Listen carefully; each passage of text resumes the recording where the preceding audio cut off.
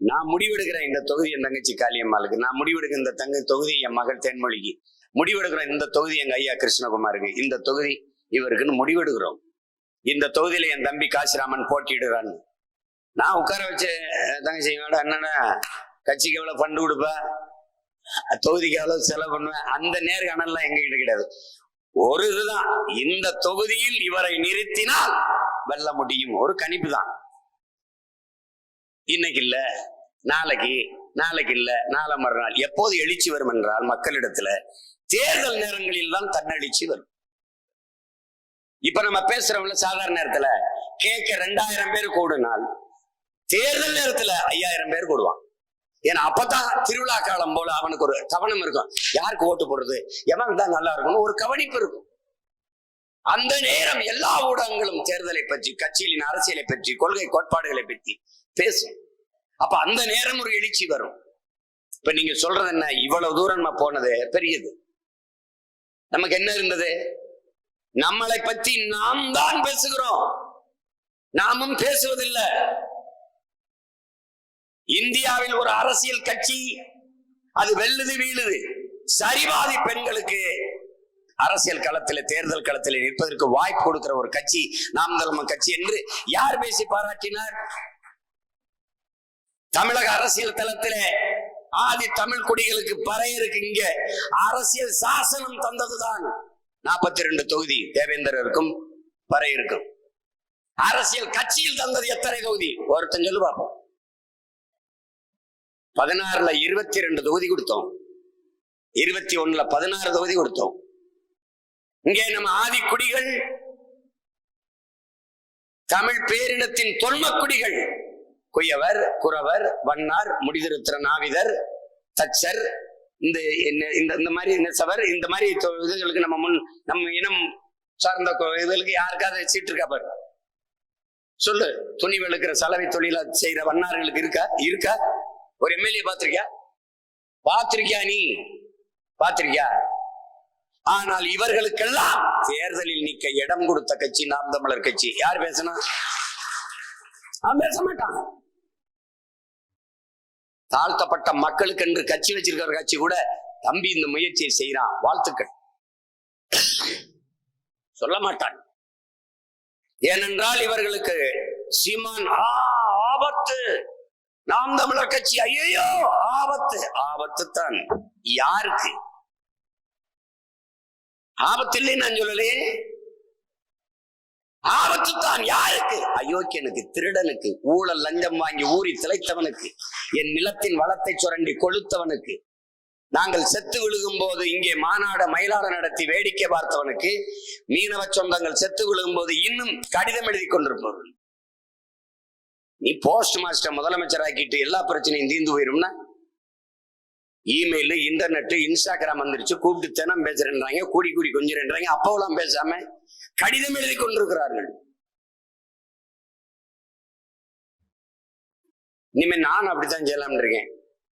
ஐயா பாரதி செல்வன் பேசுவோம், ஒரு கடிதத்தை போட்டுருவோம். ஐயா அவர்களே எப்படி இருக்கீங்க, நலமா இருக்கீங்களா? கடிதம் வந்து சேர்றதுக்குள்ள எல்லாம் முடிஞ்சிடும், வேற பிரச்சனை வந்துடும். நமக்குள்ள ஒரு ஒற்றுமை தேவைப்படுது, அதை நல்லா கவனிச்சுக்கணும். 5 பேர் இருந்தால் சாதிக்கலாம், 50 பேர் இருந்தால் விவாதிக்கலாம்ங்கிறது அது தலைவர் கோட்பாடு, அது இராணுவ அரசியல், நம்ம மக்கள் அரசியல். ஒவ்வொருத்தனும் நமக்கு வலிமை. இப்ப இந்த கை இருக்கு, இந்த கை இப்படி தாக்கினேன், இப்படி தாக்கினேன், இப்படி தாக்கினேன், இப்படி விரிச்சு வச்சு தாக்கினேன். இந்த விரல் இப்படி போய் குத்தினால் விரலுக்கு சேதம் உண்டு. ஆனால் இந்த கையை இதுக்குள் மடக்கி இப்ப அடிச்சன்னு வச்சுக்கிறங்க, எங்க போய் எப்படி விழுவான்னு தெரியாது. அப்ப இந்த ஒற்றுமை, இந்த வலிமை அது நமக்கு அவசியப்படுது. நீ உறுதியாக உயர்த்தி பிடிக்கிற கையில் தான் உன் உரிமை இருக்கு, உன் இனத்தின் விடுதலை இருக்குங்கிறத கவனிச்சுக்கணும். இந்த கை எப்படி சீமா வரும்போது கட்சிக்காரன் உயர்த்தணும், உறுதியாக வெல்வோம், புரட்சி வணக்கம், அதுக்கு குறியீடு தான் அந்த கை உயர்த்துறது. சும்மா ஏதோ எல்லாரும் சொல்றான்னு கை இருக்குன்னு தூக்கி காட்டல, அதுல அர்த்தம் இருக்கு. கொடினா அர்த்தம் இருக்கு. இந்த கொடி எதுக்கு சிவப்பா இருக்கு? என் இனத்தின் விடுதலைக்கு நான் ரத்தம் சிந்தி போராடினேன். உலகிற்கு உணர்த்த ரத்தம் சிவப்பு. கருப்பு வட்டம் எதற்கு? தமிழ் தேசிய மக்களின் உரிமையை பறித்து, உணர்வை பறித்து, அடிமைப்படுத்தி இருள் சூழ்ந்திருக்கு. அந்த இருளை கிழித்து விடுதலைக்காக இளங்கால கதிரொளியாய் எழு தமிழா எழு என்பதை குறிப்பதற்கு இளங்காலை கதிரொளியாய் மஞ்சள் கோடுகள். அப்ப வெறி கொண்ட புலியாய் நீ விடுதலை புலி என்பதற்காக பாய்ச்சலில் இருக்கிற புலியை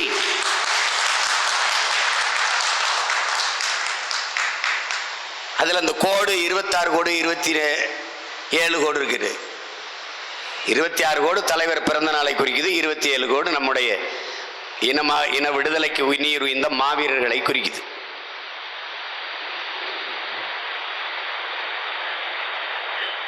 நாம் ஈகத்தில் தியாகத்தில் நம்மளை மிஞ்சிய இனம் கிடையாது. மொழி செத்து விடக்கூடாது என்று செத்தவர்கள் ஏராளம், இனம் செத்து விடக்கூடாது என்று செத்தவர்கள் ஏராளம். ஆனால் கொடுமை மொழியும் செத்தது, இனமும் செத்தது, ஒரு பயனும் இல்லை. நீங்கள் செய்ய வேண்டியது என் உடன் பிறந்தவர்களே, உங்களுக்குள் பொறாமையும் போட்டியும் தேவை. பொறாமை எப்படிப்பட்ட பொறாமை? அந்த தொகுதியில் அந்த பைய 234 வாக்ககத்துல 200 போட்டானே, எப்படியாவது அவனை மிஞ்சி போட்டு அண்ணன் எடுத்துக்கொண்டு காட்டிடணும். அப்ப என்ன பண்ணும்? போட்டி தேவைப்படுது. அங்க 10 கொடி ஏத்திட்டானா அந்த ஒன்றிய செயலாளரு, அந்த ஒன்றிய தலைவர், நாம 15 ஏத்தணும். அவன் 2 உறுப்பினர் சேர்க்கை முகாம் நடத்திட்டான், நம்ம 4 நடத்தணும். இந்த போட்டியும் இந்த பொறாமையும் தான் ஆரோக்கியமானது. அவன் 10 பேரை சேர்த்துட்டானா, அந்த 10 பேரையும் எப்படியாவது வெளியேற்றணுமே. அவனை எப்படியாவது வெளியே, அவன்லாம் ஒரு ஆள், நீ அவன் கூப்பிட்டான் போய் கட்சியில சேர்ற, நீ வாப்பா உனக்கு பொறுப்பு வாங்கி தரேன்னு. கட்சியிலிருந்து வெளியில போனவங்களும் நம்ம என்ன வேணும்னா வெளியேற்றணும்? எல்லாரும் வேணும் தானே நினைக்கிறோம். கட்சியிலிருந்து கட்சிக்கு வேலை செஞ்சா கட்சியில இருக்கலாம். இப்ப நீங்க பாருங்க, வெளியில போன கட்சிகள் எவ்வளவு வேகமா வளர்ந்த ஆட்சியை பிடிக்குதுன்னு மட்டும் பாருங்க, பொறுத்திருந்து பாருங்க எப்படி வருதுன்ட்டு. தம்பி, மனித உருவத்தில் இருக்க ஒரு காட்டானாலேயே இது கட்டுப்படுத்தி கொண்டு போக முடியல. நீங்க நினைக்கிறீங்க நீங்க இது சாதாரண வேலை இல்லை தம்பி. தலைவனா இருக்கிறது ரொம்ப கடினம். அதுவும் தமிழினத்திற்கு தலைவனா இருக்கிறது ரொம்ப ரொம்ப கடினம். நீ சாதி தலைவன், மத தலைவன், இந்திய தலைவன், இந்து தலைவன், அந்த தலைவனா வந்துடலாம். ஆனால் மொழி, இனம், கொள்கை, கோட்பாடு பேசி தமிழினத்திற்கு இருக்கிறது ரொம்ப கடினம். ஏனென்றால் இங்கு தமிழர்கள் இல்லை. என் வீட்டு கிளியே என்னால தமிழ் பேச வைக்க முடிஞ்சிருச்சு. அறிவுன்னு ஒருத்தன், அவன் ஆப்பிரிக்கா காடுகள்ல இருந்தவன். என் தம்பி வெற்றி துரைச்சாமி கொடுத்துட்டு போனான் அவங்க அன்னைக்கு பரிசா. அவன் இல்ல, என் தம்பி இல்ல, இந்த கிளி இருக்கு. பார்க்கும் போதெல்லாம் அவன் ஞாபகம் இருக்கு. அது போயிட்டு, அப்பா போயிட்டு வர்றையா, அறிவு அப்பா போயிட்டு வர்றையா, அதுக்கு ஒரு சவுண்டு, ஒரு ஒளி எழுப்பான், போயிட்டு வா போயிட்டு வாங்க. நான் கீழே போனவனே ஆரம்பிப்பான், அறிவு அப்பா போயிட்டு வர்றையா, போயிட்டு வர்றையா, ஐயா ஐயா ஐயா ஐயா ஐயா ஐயா ஐயா நக்கல் பேசுவான். தமிழ் வாழ்க, தலைவர் பிரபாகரன் வாழ்க, காளிமுத்து வாழ்க, தம்பி மாவீரா பேசிட்டு பார்ந்து பாரு எப்படி பேசுறான்னு பாரு. கிளி, ஆப்பிரிக்க கிளி பேசியது தமிழ், அன்னை தமிழ் மக்கள் இங்கிலீஷ் பேசிட்டு அலைஞ்சு கிடக்கிறான். இவனை போய் என்ன பண்ண முடியும்? தமிழர்கள் இல்லை, இருக்கிறவன் சாதி தமிழன், மத தமிழன், பத்தாக்குறைக்கு திராவிட இந்திய அடிமை. அவனே பங்காளி வடிவேல் சொல்ற மாதிரி பாரதியாரா, பாரதிதாசனா, பாரதி ராசாவா, பாரதியாரா, அவரே கன்வியூஸ் ஆகி போய் கிடக்கிறார். இந்த காவலன் படத்துல சொல்ற மாதிரி அவனே தமிழன் சொன்ன ஓட்டு விழுமா, திராவிடன் சொன்ன ஓட்டு விழுமான்னு குழப்பத்திருக்கான்.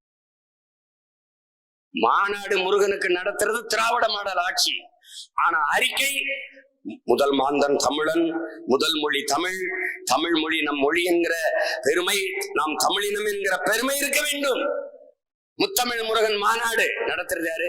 தீபம் விளக்கெண்ணெய், தீபம் விளக்கேற்றும் எண்ணெய்.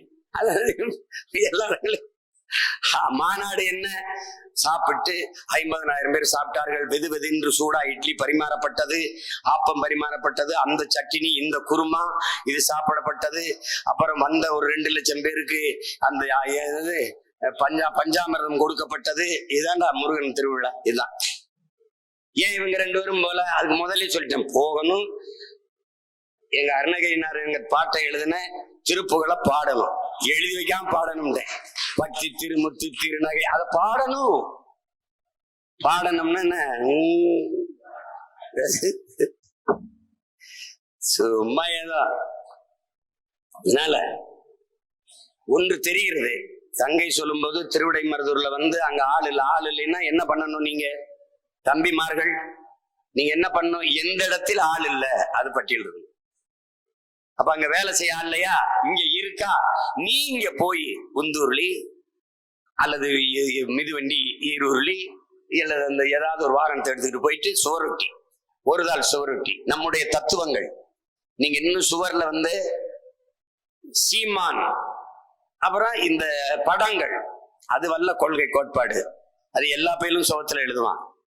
நீ தத்துவத்தை எழுதணும். வென்றாக வேண்டும் தமிழ், ஒன்றாக வேண்டும் தமிழர், தமிழால் இணைந்து நாம் தமிழராய் நிமிர்வோம். அங்க பறக்கட்டும் புலிக்கொடி, சிறக்கட்டும் தமிழ்குடி, நாம் தமிழர் எழுதணும். அனைவருக்கும் கல்வி, கல்விக்கேற்ற வேலை, வேலைக்கேற்ற சம்பளம், அதை கொண்டு வாழ்கிற பெருமை மிக்க வாழ்வு, இதுவே நாம் தமிழர் கனவு. அங்க போடணும். நஞ்சில்லா உணவு, அதுவே நாம் தமிழர் கனவு.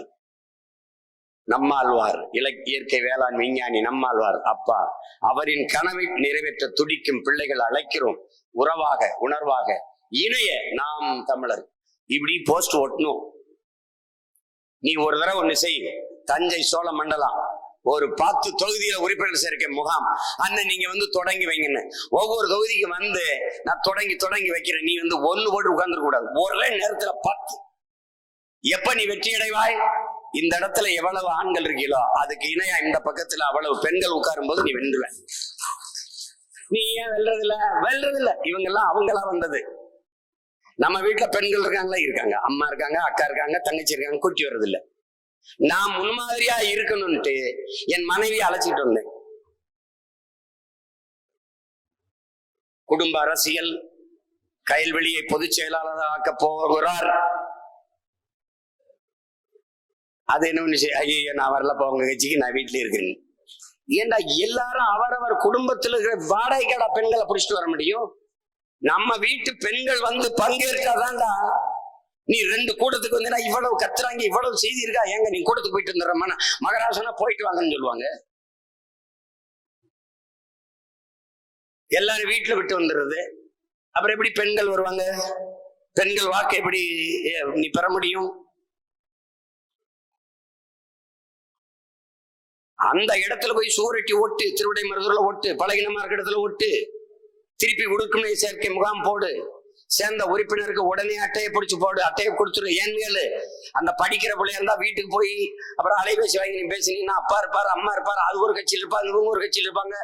அதை விட்டு ஏன் நாம் தமிழர் கட்சியில சேராயின்னு திட்டுவாங்க. இதுக்கு பிள்ளைய பயப்படும். நீ அங்கேயே அடிச்சு கொடுத்துரு, அது பத்திரமா வச்சுக்கிறோம். அது களப்பணிக்க வரலையா விட்டு, ஆனால் உன்னுடைய மதிப்புமிக்க வாக்காளராக அது மாறிடும். அதுக்கு வாழ் சொல்லிட்டு விட்டுரு.